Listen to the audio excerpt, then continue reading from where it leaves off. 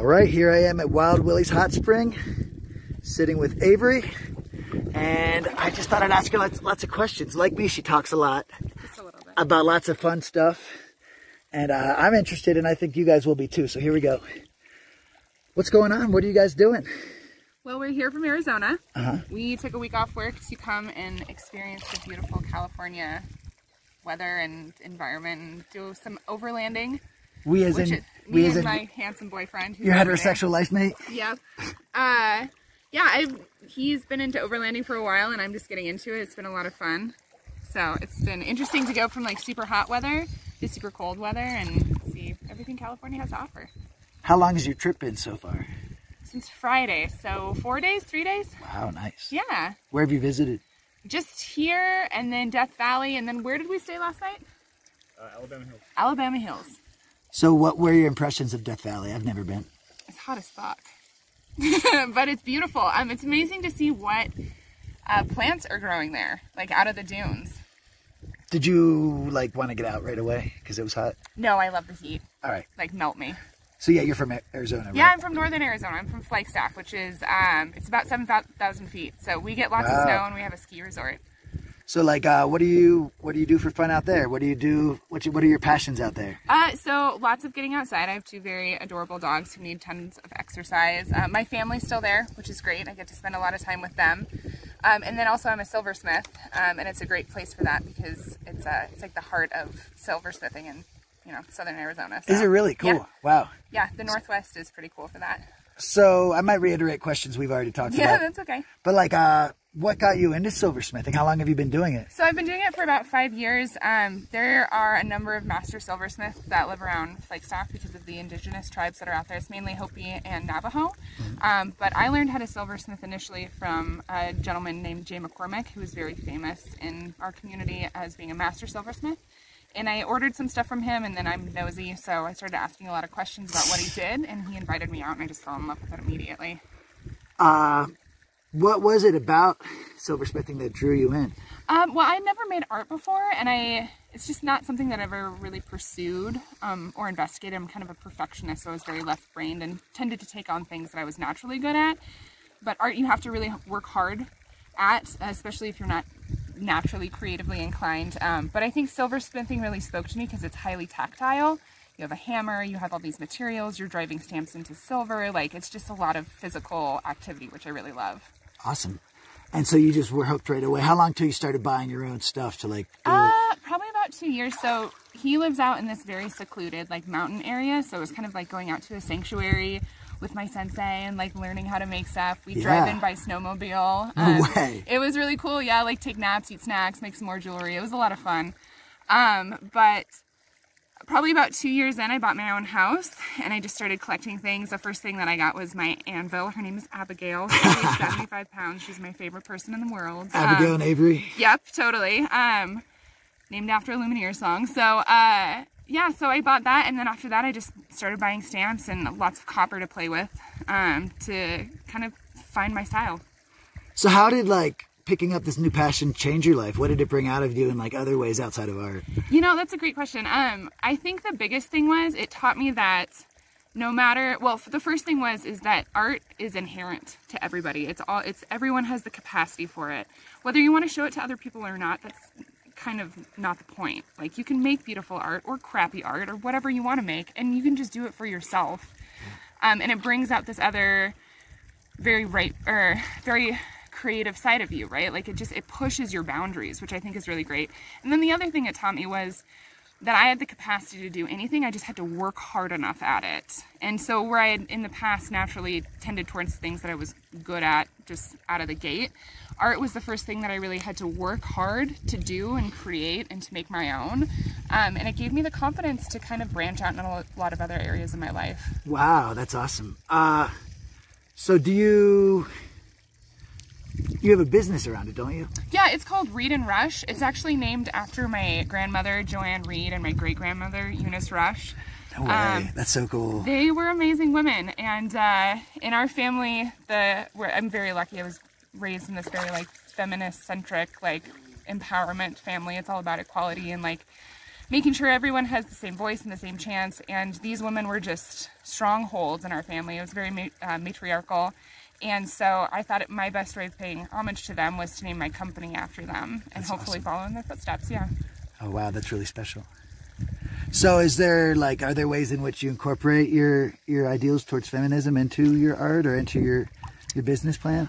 So something that I'm trying to do more is get more equal representation on my Instagram page. So I'm like dying to put a man in hoops, because like dudes can rock hoops too, and like jewelry is for everybody. And it's interesting because in northern Arizona, men wear jewelry all of the time, like big ornate opulent pieces, and it's gorgeous and strong. And then you leave that, and a lot of men tend not to wear jewelry. That I've experienced, and I think that's just unfortunate because it's such a beautiful expression of who you are and support and kind of like arming yourself. So yeah, really making sure that everyone has access to the same thing, and that they know like, hey, like dudes can rock turquoise earrings, and that's awesome too. Like, yeah, it doesn't matter. For sure. I guess you're answering the hard questions really well, so I'm trying to think of more hard questions. I don't always get this opportunity. Let's think. So, like, what does the actual jewelry like mean to you? Like your jewelry, not even so much making it. What do you think it might mean to others?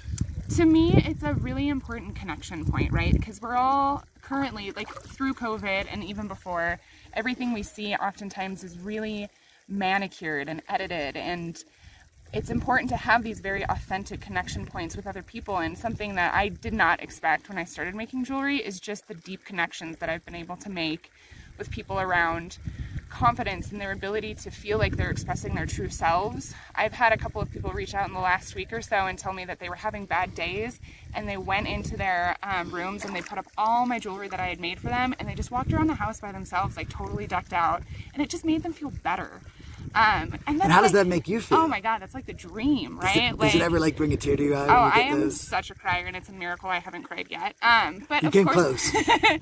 Well, it's important to do that. And I think a lot of people run away from that realness because they don't know how to handle it, or they've been taught that emotion is weakness. And being able to inspire that in someone, it's like the greatest gift, right? Doing something I love and I'm very passionate about and just brings me so much joy. The fact that that can do that for someone else is like the greatest thing.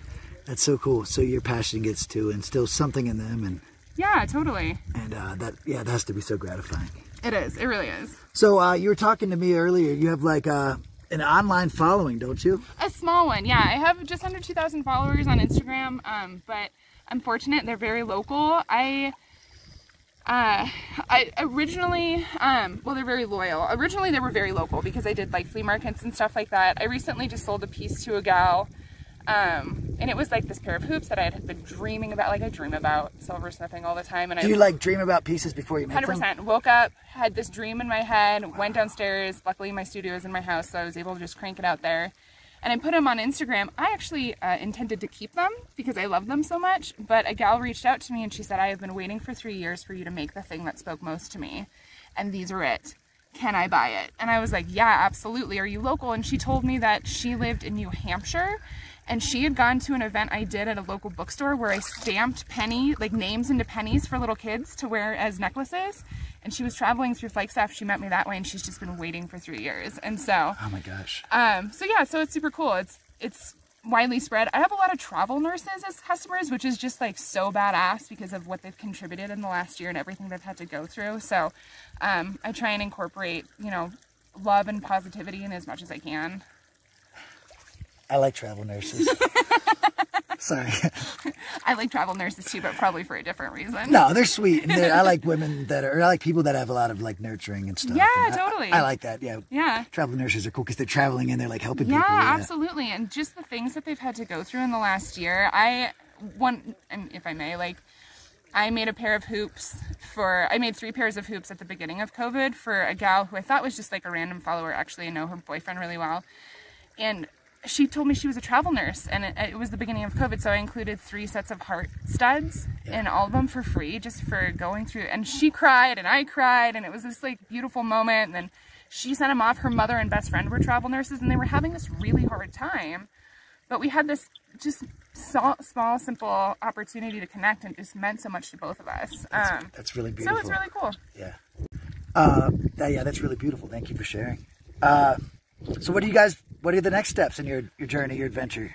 Well, here I think we're just kind of deciding if we want to stay at higher or lower elevations, because I did not pack for snow, which is on me. I usually am prepared for everything, but I left my long johns at home. So I think we're going to bop around a little bit and see what feels right. Taking a lot of pictures. So I'm new to photography. Obviously product photography is something that I've been doing a lot.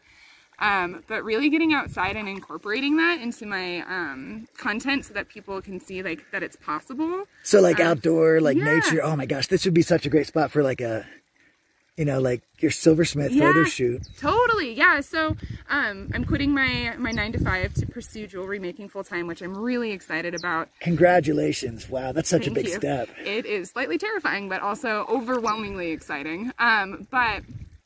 Part of the reason I want to do that is so I can like build collections and then travel and photograph them in these incredible places we go.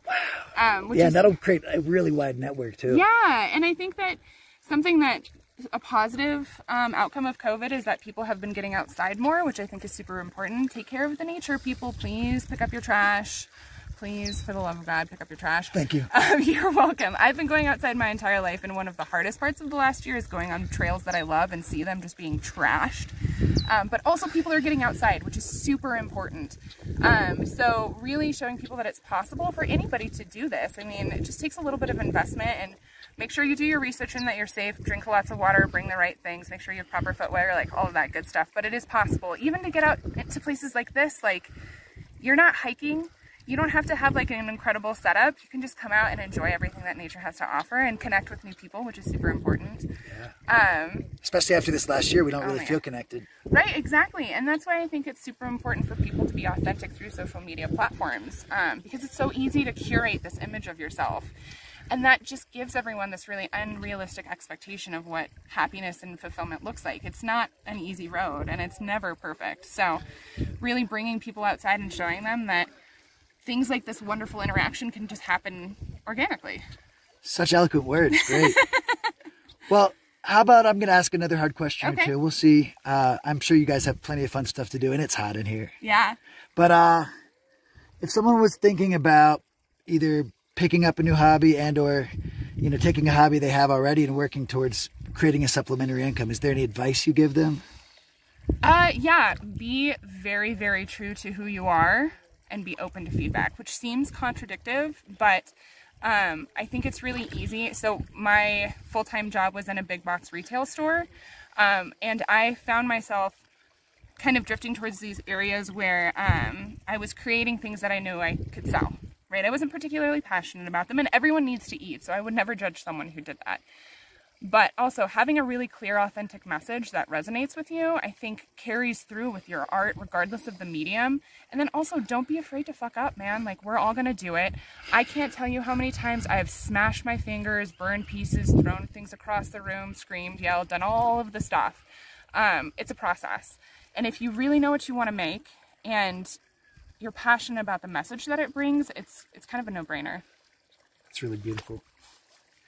All right, you know that I think you've had so many hard questions already. Like, I usually throw one at the end that's just really tough, but you nailed all of them. Thank you so much. Yeah, my pleasure. It's so nice to meet you. Yeah, it's so nice to meet both of you. Thank you for your time. Yeah, have a great day. Take care and enjoy the springs, enjoy the Sierras, and enjoy Arizona. Yep, I am enjoying it. Awesome. Take care. Have a good day.